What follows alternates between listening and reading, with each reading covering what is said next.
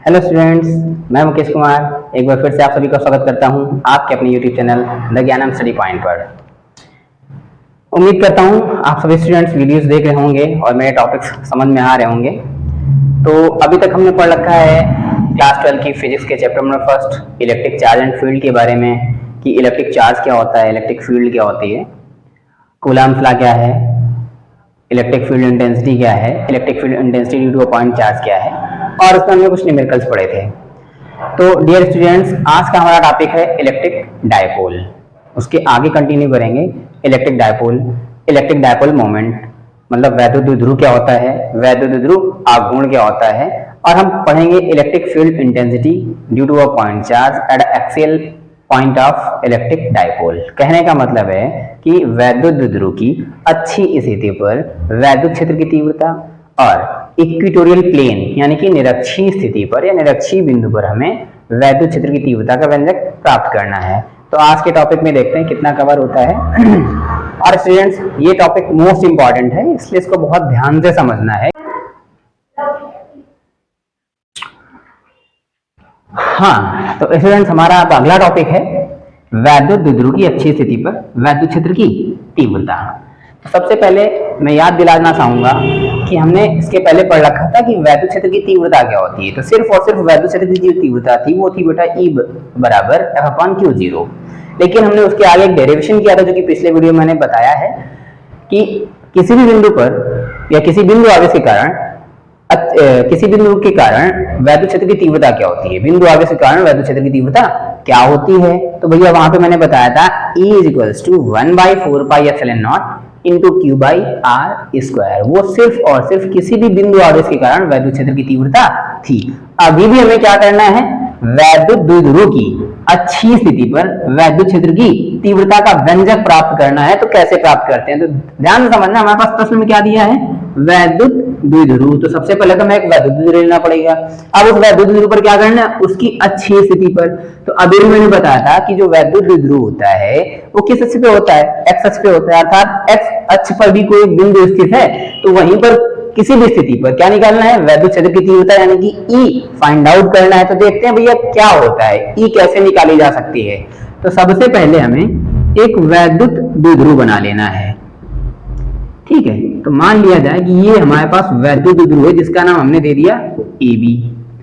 अब होता क्या कि यहाँ पे कौन सा आवेश होगा, -q, और यहाँ पे कौन सा आवेश होगा, +q, ठीक है।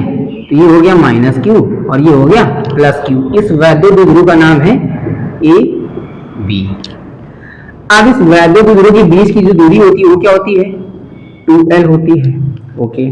अगर हम वैद्युत द्विध्रुव का मध्य बिंदु O ले लें तो एक डिस्टेंस भी डिवाइड हो जाएगी, इतनी डिस्टेंस हो जाएगी L और इतनी डिस्टेंस भी कितनी हो जाएगी, L, ठीक। अब इसी की अच्छी स्थिति पर, मतलब जिस अक्ष पे होता है उसी अक्ष पर हमें आगे चलना है, ठीक है। तो इसी अक्ष पर जब हम आगे चले तो मान लेते हैं इतनी दूरी हम चला है, ठीक। तो इस दूरी पर एक बिंदु P था, इसी बिंदु P पर हमें क्या निकालना है, वैद्युत क्षेत्र की तीव्रता निकालनी है, ठीक। अब भाई बात करते हैं कि जो बिंदु है इसके मध्य बिंदु O से कितनी दूर पर है। तो इसके मध्य बिंदु O से हम मान लेते हैं कि जो बिंदु P है वो R दूरी पर है, ठीक। तो डायग्राम समझ में आ गया। सबसे पहले हमें क्या लेना था, वैद्युत द्विध्रुव। वैद्युत द्विध्रुव का नाम दे दिया AB, जिसमें आवेश -q होता +q है, दोनों आवेशों के बीच की दूरी 2L थी और इसका मध्य बिंदु हमने O ले लिया। तो ये डिस्टेंस L और ये डिस्टेंस L। भाई मध्य बिंदु इसलिए O लिया जाता है कि इसका जो डायपोल मोमेंट होगा यानी कि वैद्युत द्विध्रुव आघूर्ण होगा यहीं पर होगा, मध्य बिंदु पर ही होगा इसका सबसे ज्यादा, ठीक है। इसकी स्ट्रेंथ सबसे ज्यादा यहीं पर होगी, इसलिए यहाँ मध्य बिंदु O से R मीटर की दूरी पर एक बिंदु हमने P ले लिया है। इसी बिंदु P पर हमें वैद्युत क्षेत्र की तीव्रता ज्ञात करनी है। अच्छा, अभी जब शुरुआत में मैंने तुमको वैद्युत क्षेत्र की तीव्रता पढ़ाई थी तो उस वैद्युत क्षेत्र की तीव्रता में मैंने बताया था कि अगर आवेश धनात्मक है तो वैद्युत क्षेत्र की तीव्रता की जो दिशा होगी वो बाहर की तरफ होगी, और अगर आवेश ऋणात्मक है तो ऋणात्मक आवेश के कारण जो वैद्युत क्षेत्र की तीव्रता की दिशा होगी वो अंदर की तरफ यानी कि इनवर्ड होगी। यानी कि यहाँ पे जो -q आवेश है तो इस बिंदु P पर जो तीव्रता लग रही होगी -q आवेश के कारण वो इनवर्ड होगी, और ये जो +q आवेश है इसके कारण जो तीव्रता इसी बिंदु P पर होगी वो कहां पे लग रही होगी, आउटवर्ड डायरेक्शन पे लग रही होगी, यानी कि बाहर की तरफ लग रही होगी, ठीक है। तो प्लस क्यू आवेश के कारण तीव्रता का नाम दे देते हैं E1 और माइनस क्यू के कारण दे देते हैं E2, यानी कि ये जो बिंदु P है, ठीक, इस बिंदु P पर दो तीव्रताएं काम कर रही हैं, दोनों अलग अलग आवेशों के कारण, माइनस क्यू के कारण और प्लस क्यू के कारण, मतलब प्लस क्यू के कारण E1 और माइनस क्यू के कारण E2, और दोनों की दिशाएं विपरीत हैं, क्योंकि माइनस क्यू आवेश का अंदर की तरफ तीव्रता है और प्लस क्यू आवेश का तीव्रता बाहर की तरफ है। और हमें यहाँ पे ना तो E1 निकालना है ना तो E2 निकालना है, हमें इस बिंदु पर सिर्फ और सिर्फ तीव्रता से मतलब है, E1 E2 कुछ मतलब नहीं है, हमें सिर्फ और सिर्फ E चाहिए। E मतलब इन दोनों की परिणामी तीव्रता चाहिए कि E इक्वल्स टू कैसे है, क्या होगा। तो भाई इसको डिफाइन करना बेटा बहुत इजी है कि जब भी कभी व्यंजक आ जाए तो अगर हमें डेफिनेशन लिखनी पड़ जाए तो डेफिनेशन में क्या लिखा जाता है कि भैया माना एक वैद्युत ध्रुव AB एक ऐसे माध्यम में रखा है जिसका परावर्तांक K है, दो आवेशों से मिलकर बना है माइनस क्यू तथा प्लस क्यू, इन दोनों आवेशों के बीच की दूरी 12 मीटर है। वैद्युत द्विध्रुव के मध्य बिंदु O से R मीटर की दूरी पर एक बिंदु P है, इस बिंदु P पर हमें वैद्युत क्षेत्र की तीव्रता ज्ञात करनी है, ठीक। बिंदु P पर आवेशों प्लस क्यू तथा माइनस क्यू के कारण तीव्रताएं क्रमशः E1 व E2 हैं, इतना डिफाइन करना है। जितना हमने डायग्राम में बनाया है उतना ही हमको डिफाइन भी करना है, परिभाषित करना है, तो बहुत इजी होती है। तो परिभाषा यहाँ पे मैं लिख के नहीं बताऊंगा, डिस्क्रिप्शन पे नोट्स पड़े होंगे, सब्सक्राइब करने के बाद आप देख सकते हैं उनको, ठीक है। अब बात करते हैं भाई कि अगर इस बिंदु पे P पर तीव्रता निकालनी है तो सबसे पहले यहाँ पे हमें बिंदु P की आवेश प्लस Q से दूरी निकालेंगे, क्योंकि जो तीव्रता होती है वो दूरी पर डिपेंड करती है। E equals to 1/4 pi epsilon not into Q by R square formula था, जहां पे R डिस्टेंस थी, यानी कि तीव्रता है वो आवेश और दूरी पर निर्भर करती है। तो आवेश तो हमें दिया है, लेकिन हमें बिंदु P की प्लस Q आवेश से दूरी निकालनी है। तो भाई बिंदु P की प्लस Q आवेश से दूरी देखते हैं क्या होगी। अब देखो बेटा, ये है बिंदु P, ये आवेश प्लस Q, हमें इतनी दूरी बतानी है। तो क्या इतनी दूरी हमें कुछ दी है, स्पेसिफिक किया गया है क्या? इसको नहीं किया गया है, लेकिन हम इतना जानते हैं कि हाँ सर, यहाँ से लेके हमें यहाँ तक बिंदु O तक की दूरी कितनी दी थी? R, लेकिन हमें O तक नहीं चाहिए, कहाँ तक चाहिए? Q तक। तो O से लेके इस प्लस Q तक की दूरी कितनी है? L। हमें चाहिए कितनी? सिर्फ इतनी दूरी, यानी कि R दूरी में से L वाला अगर हम निकाल दें, यानी कि माइनस कर दें, तो इतनी डिस्टेंस हमारे पास बची रहेगी। कहने का मतलब हो गया कि जो बिंदु P की आवेश प्लस Q से दूरी हो जाएगी वो होगी बेटा R माइनस L, तथा बिंदु P की आवेश माइनस Q से दूरी, माइनस Q से दूरी। तो भाई माइनस Q कहां पे लेके आए? यहाँ पे। हमें बिंदु P की दूरी यहां से लेके यहां तक चाहिए, तो जैसे जैसे हम चलते हैं तो ये जो हमारे पास R मिल गया यहां तक, इसके बाद देखा तो ये मिल गया L, यानी कि टोटल दूरी कितनी हो जाएगी? R plus L। तो बिंदु P की आवेश प्लस Q से दूरी R माइनस L तथा बिंदु P की आवेश माइनस Q से दूरी R प्लस L होगी। अब अगर हमें दूरी मिल गई है तो हमें बिंदु P पर क्रमशः तीव्रताएं E1 निकाल लेनी है और तीव्रता E2 निकाल लेनी है। तब अब क्या लिखना है भाई? प्लस Q आवेश के कारण, प्लस Q आवेश के कारण बिंदु P पर तीव्रता अर्थात E1 बराबर 1/4 pi epsilon naught into Q by, अभी मैं लिख रहा हूं R स्क्वायर, ठीक। क्योंकि हम किसी भी बिंदु आवेश के कारण तीव्रता जानते हैं कि E equals to 1/4 pi epsilon naught into Q by R square होता है, जहां पे R क्या होती है? डिस्टेंस। कहां तक की डिस्टेंस? उस बिंदु से उस आवेश तक की डिस्टेंस, यानी कि हमारे पास बिंदु कौन सा है? P, और हमने आवेश कौन सा लिखा है? Plus Q। तो बिंदु P की प्लस Q आवेश की दूरी मैंने क्या लिखी है यहाँ पे? R माइनस L, अर्थात यहाँ पे R स्क्वायर की जगह में क्या रखना पड़ेगा? R माइनस L का होल स्क्वायर। इसको डाल लेते हैं समीकरण नंबर 1। सेम करना है माइनस Q आवेश के कारण, माइनस Q आवेश के कारण बिंदु P पर तीव्रता।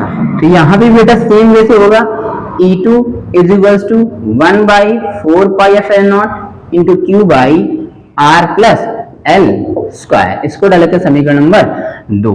अब कुछ स्टूडेंट्स के मन में अगर ये सवाल आ रहा हो कि सर यहाँ पे प्लस क्यू आवेश था तो आपने प्लस रखा है, माइनस क्यू आवेश रखा है तो आपने माइनस क्यू नहीं रखा है, तो बेटा मैं आपको सिर्फ इतनी बात बता देना चाहता हूँ कि जो हमारे पास वैद्युत क्षेत्र की तीव्रता होती है वो सिर्फ और सिर्फ दूरी पर डिपेंड करती है, यानी कि आवेश के चिन्ह से उसको कोई मतलब नहीं है, सिर्फ और सिर्फ मैग्नीट्यूड यानी कि परिमाण से मतलब होता है तीव्रता का।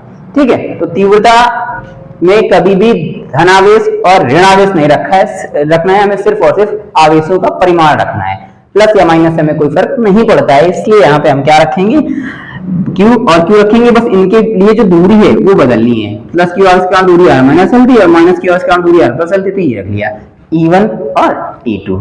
अब आगे कहानी समझते हैं भाई कि आगे अब क्या करना है सर, आगे की कहानी क्या होगी। तो आगे की कहानी में बेटा है क्या, अब एक बार मैं डायग्राम को साफ कर देना चाहता हूं ताकि तुम्हें ठीक से समझ में आ जाए कि डायग्राम क्या था हमारे पास। सबसे पहले यहाँ पे हमें इलेक्ट्रिक डायपोल यानी कि वैद्युत द्विध्रुव था जिसका नाम दिया था AB, दो आवेशों से मिलकर बना था माइनस क्यू और प्लस क्यू। इसका मध्य बिंदु O था, इतनी डिस्टेंस L थी और इतनी डिस्टेंस भी L थी। इसके मध्य बिंदु O से R दूरी पर एक बिंदु P था, ठीक, एक बिंदु P था जिस पर हमें वैद्युत क्षेत्र की तीव्रता ज्ञात करनी थी। इस बिंदु P पर तीव्रताएं क्रमशः क्या थी बेटा, E1 व E2 थी, प्लस Q के कारण E1 और माइनस Q के कारण E2 थी। अब हमने ये निकाल लिया कि E1 का मान क्या आया है और E2 का मान क्या आया है। अब आगे चलते कि भैया बिंदु P पर देखते हैं कि दोनों तीव्रताएं एक दूसरे के अपोजिट हैं, दूर दूर भाग रही हैं, मतलब कोई मेल जोल ही नहीं है। जब कोई मेल जोल ही नहीं होता है तो क्या उनके मन जुड़ेंगे आपस में, कभी नहीं जुड़ेंगे। इसका मतलब अगर ये विरोध में जा रही है, एक दूसरे के विपरीत जा रही हैं, तो इनका जो परिमाण होगा यानी कि परिमाणी तीव्रता होगी, परिणामी तीव्रता होगी, वो इनके ऋण करने से आएगी। मतलब इनका अंतर निकालेंगे। मतलब है कि बिंदु P पर परिणामी तीव्रता E is equals to E1 minus E2 से प्राप्त होगी। ठीक, क्यों प्राप्त होगी, क्योंकि बिंदु P पर दोनों तीव्रताएं विपरीत दिशा में है, इसलिए। ठीक है, तो E is equals to E1 का मान रखना है बेटा 1/4 pi epsilon not into Q by R minus L का होल स्क्वायर, माइनस फिर से वही चीज E2 की 1/4 epsilon not into Q by R plus L का होल स्क्वायर। ये कर लिया। अब देखते हैं कि इन दोनों में से क्या कॉमन है। 1/4 पाई एप्सिलॉन नॉट और Q कॉमन है, तो इस Q को हमें क्या कर लेना है भाई, बाहर कर लेना है। तो E is equals to 1/4 pi epsilon not into में Q, इतनी सारी चीज बाहर कर ली जाए तो अंदर आएगा बेटा 1/R माइनस L का whole square minus 1/R plus L का होल स्क्वायर।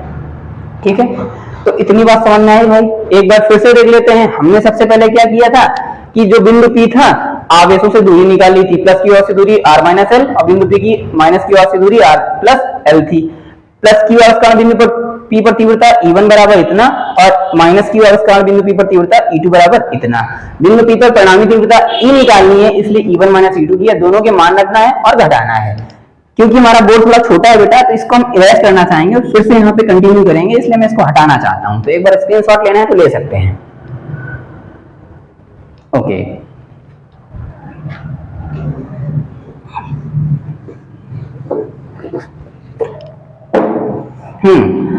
तो भाई अब क्या करना है, E इज इक्वल्स टू देखते हैं हमारी 1/4 नॉट इनटू Q, तो इसको कॉमन कर लेने में कोई मतलब नहीं है, जैसा है एज इट इज रखते चले जाएंगे। 1/4 pi epsilon not into Q। Bracket के अंदर बात करते हैं, सिंपल से भिन्न के मेथड से सॉल्व करना है कि इसका मल्टीप्लाई इसमें, इसका मल्टीप्लाई इसमें और इन दोनों का आपस में मल्टीप्लाई। तो R प्लस L का होल स्क्वायर इधर आएगा तो उसको ओपन करके लिखना है, मतलब A प्लस B के होल स्क्वायर से R square plus L square plus 2RL। अब इस तरफ जब ले जाएंगे तो हो जाएगा R माइनस L का होल स्क्वायर, क्योंकि माइनस चिन्ह रखा है इसलिए minus R square minus L square plus 2RL कर देना है। अब अगर यहाँ पे समझ में ना आए तो मैं बता देता हूँ कि ये A माइनस B का होल स्क्वायर है, तो A माइनस B का होल स्क्वायर होता है A square plus B square minus 2AB, और जैसे ही माइनस चिन्ह का अंदर मल्टीप्लाई करवाएंगे, अंदर ले जाएंगे तो अंदर वाले चिन्ह सब बदल जाएंगे, यानी कि जो R स्क्वायर प्लस का था वो माइनस में, L स्क्वायर प्लस का था वो माइनस में, और जो 2AB वाला पार्ट होता है यानी कि जो 2RL है वो माइनस का था इसलिए वो नेगेटिव प्लस में आ जाएगा। तो R square minus L square plus 2RL हो गया। अब अपान में क्या करते हैं भाई, इन दोनों का आपस में गुणा करवाना है। तो इन दोनों का कैसे करना है भाई, अगर थोड़ी देर के लिए हम इस स्क्वायर को इग्नोर कर लें, देखते हैं भाई कि इस स्क्वायर को हम क्या करते हैं, इग्नोर करते हैं। अब इन दोनों का आपस में क्या करवाना है, मल्टीप्लाई करवाना है। तो एक ब्रैकेट में लिखा है a माइनस बी और दूसरे ब्रैकेट में लिखा है a प्लस बी। उस फॉर्मूले के हिसाब से क्या होता है, a square minus B square. It means यहाँ पे हो जाएगा R square minus L square. तो ये हो गया R square minus L square, सिर्फ इतने का। अच्छा, दोनों में क्या लगा था भाई, स्क्वायर लगा दें, इसको हमने थोड़ी देर इग्नोर किया था, तो यहाँ भी हम क्या लगा दें, स्क्वायर लगा दें। ठीक, ये हो गया, ये हल इतना बस करना था। अब देखते हैं आर स्क्वायर से R square cancel, L square से एल स्क्वायर कैंसिल हो गया। अब हमारे पास बचता है 2 टाइम्स आर एल, और 2 टाइम्स आर एल मतलब 4 times R L, 4 R L आ गया ऊपर और नीचे वही बचा रहेगा। तो E is equals to 1/4 pi epsilon not into में क्यू है और ऊपर बचा है हमारे पास 4RL अपॉन में R square minus L square का होल स्क्वायर। ठीक, अब बेटा हम इस 4 को क्या कर दें, अगर हम इस 4 को लिख दें 2 गुणा 2, ठीक है, तो यहाँ 2 गुणा 2 जो है, यानी कि इस तरह से लिख सकते हैं हम 2 गुणा 2RL, क्योंकि ये 2RL जो था वो 2 बार था, तो 2 गुणा 2RL। तो हम क्या करें, ये 2 ले लें, ये Q ले लें और ये L साथ में ले लें। तो E इक्वल्स टू आ जाएगा 1/4 pi epsilon naught into 2QL। यहाँ पे इंटू में और क्या बचा रहेगा 2R अपॉन में क्या है बेटा R square minus L square का होल स्क्वायर। अब एक चीज और करनी है यहाँ पे कि भाई जब हमने वैद्युत द्विध्रुव ये बनाया था अच्छी स्थिति में, तो वैद्युत द्विध्रुव में देखा गया कि जो R है ना, R वो इस L की तुलना में बहुत बड़ा है, यानी कि जो दूरी R है वो L की तुलना में बहुत ज्यादा है। और L का मान मैंने पहले ही बता रखा था कि जो वैद्युत द्विध्रुव होता है उनके जो दोनों आवेश होते हैं उनके बीच की दूरी 12 होती है, बहुत अल्प होती है। उस 2L को भी क्या कर दिया गया और आधा कर दिया गया, यानी कि 12 का आधा L, वो तो उससे भी आधी दूरी हो गई। इसका मतलब R की तुलना में L बहुत छोटा है, अतः इसे नगण्य मानकर छोड़ने पर, यानी कि हम यहाँ पे लिख देंगे स्टेटमेंट में कि R is greater than L, अतः L को छोड़ने पर। तो जब बेटा जैसे हम L को इग्नोर कर देंगे, इग्नोर करने का मतलब है कि L का मतलब L का मान ना के बराबर है, 0 के बराबर है। तो अगर 0 रख भी दिया जाएगा तो वैसे भी यहाँ पे R बचेगा, R। तो R स्क्वायर का स्क्वायर बेटा हो जाएगा यहाँ पे R की पावर 4, ऊपर वैसे रहेगा। E is equals to 1/4 pi epsilon naught into 2QL into 2R upon में बचेगा R की पावर 4। इस 4 पावर में से ये R कैंसिल हो जाएगा, तो यहाँ पे बचेगा केवल पावर में 3 बचेगा। ठीक, फिर से मैं इरेज करना चाहूंगा इसको। तो हमारे पास आ गया E is equals to 1/4 pi epsilon naught. अब ये जो 2QL है ये किसके बराबर होता है, P के बराबर। ठीक, और R तो कैंसिल हो चुका है और यहाँ पे क्या बचा, सिर्फ 2 बचा है, तो 2 को आगे लिखेंगे 2P अपॉन में यहाँ पे बचा R क्यूब। ठीक, तो ये हो गया R cube. E is equals to 1/4 pi epsilon naught into 2P upon R cube. क्योंकि हम जानते हैं कि जो 2QL है वो P के बराबर होता है। ये कहां से हमें मिला था, द्विध्रुव आघूर्ण से। ये वैद्युत द्विध्रुव का जो आघूर्ण था वहां पे पता चला था कि भाई P बराबर कितना होता है 2QL, और ये जो 2 बचा है इस P के साथ लिख दिया। तो E is equals to 1/4 pi epsilon naught into 2P upon R cube. तो ये हो गई बेटा हमारे पास वैद्युत द्विध्रुव के कारण अच्छी स्थिति पर वैद्युत क्षेत्र की तीव्रता। ठीक है, उसका व्यंजक हो गया पूरा। अब इसका मात्रक भी वही होता है जो वैद्युत क्षेत्र की तीव्रता का होता है, न्यूटन पर कूलम। ठीक, तो स्टूडेंट्स एक बार में फिर से ध्यान दे लेना है कि अगर हमें अच्छी स्थिति में तीव्रता की बात कर दी है, ठीक है, तो सबसे पहले वैद्युत द्विध्रुव लेना है। वैद्युत द्विध्रुव में 2 आवेश होते हैं, -Q और +Q, दोनों आवेश लेके उनके बीच की दूरी ले लेनी है। वैद्युत द्विध्रुव के मध्य बिंदु O से R मीटर की दूरी पर एक बिंदु P ले लेना है। उस बिंदु P पर हमें वैद्युत क्षेत्र की तीव्रता ज्ञात करनी है। तो इस बिंदु P पर 2 आवेशों का तीव्रताएं अफेक्टेड है। ठीक है, एक तो +Q आवेश कारण और दूसरा -Q आवेश कारण। तो +Q आवेश कारण तीव्रता बाहर की तरफ होगी जिसका नाम दिया गया E2, और -Q आवेश कारण तीव्रता अंदर की तरफ होगी जिसका नाम दिया गया E2। तो E1 और E2 दो अलग अलग तीव्रताएं हो गई। अब बिंदु P की हमें आवेशों से दूरी निकालनी है। तो दोनों आवेशों की दूरी यानी +Q से और -Q से उसकी दूरी थी वो बेटा, तो प्लस वाले के लिए R-L थी और माइनस वाले आवेश के लिए R+L दूरी थी। अब इन दोनों दूरियों को रख करके हमें क्या करना है, बिंदु P पर बारी बारी से हमें तीव्रता E1 व तीव्रता E2 निकालनी है। तो E1 बराबर आ जाएगा 1/4π0 into Q by R minus L square, और तीव्रता E2 बराबर भी सेम चीज आएगी, बस दूरी जहां पे थी आर माइनस एल वहां पे कर देना है आर प्लस एल का होल स्क्वायर। क्योंकि बिंदु P पर दोनों तीव्रताएं बाहर की तरफ है, मतलब विपरीत दिशा में है, एक बाहर की तरफ है एक अंदर की तरफ है, तो परिणामी तीव्रता जो P बराबर होगा वो होगा E1 माइनस E2 से। E1 और E2 के मान रखने हैं, कैलकुलेट कर लेना है, L का मान छोड़ देना है क्योंकि R की तुलना में L का मान नगण्य है, क्योंकि जो डायपोल था वो शॉर्ट डिस्टेंस का था और जो R बिंदु पर P लिया गया बहुत दूरी है, वो जो दूरी है R वो बहुत दूर पर है, इसलिए बहुत बड़ी दूरी है, तो R की तुलना में L का मान ना के बराबर है। जैसे मान लो तुम्हारे पास लाखों रुपए हैं और कोई तुम्हारे सामने 10 रुपए वाला व्यक्ति आ जाए, तुम उसको क्या समझोगे, ना के बराबर समझोगे, ठीक है, इग्नोर कर दोगे तुम इसको। दैट्स इट, कि ऐसे हमको क्या करना है कि R की तुलना में L को हमने क्या कर दिया, छोड़ दिया, नेगलेक्ट कर दिया, भाई चलो हटो, कोई मतलब नहीं है तुम्हारा, ठीक है, छोड़ दिया, तो R से R कैंसिल आउट हो जाएगा और जो 2 QL था वो P के बराबर होता है, जो डायपोल मोमेंट से मिला था हमको। तो अच्छी स्थिति पर वैद्युत क्षेत्र की तीव्रता का व्यंजक आ गया E = 1/4π0 into 2p/r³ न्यूटन प्रति कूलम। तो उम्मीद करता हूं कि अच्छी स्थिति पर वैद्युत क्षेत्र की तीव्रता समझ में आएगी, जो कि बोर्ड एग्जाम में बहुत पूछे जाने वाला क्वेश्चन है, बहुत बार पूछा गया है, ठीक है। अगर वीडियो पसंद आई हो, कॉन्सेप्ट समझ में आया हो, तो अपने दोस्तों के साथ शेयर करिएगा। वीडियो देखने के लिए धन्यवाद। और हाँ, सब्सक्राइब करना ना भूलिएगा। सबको मेरा राधे राधे, थैंक यू।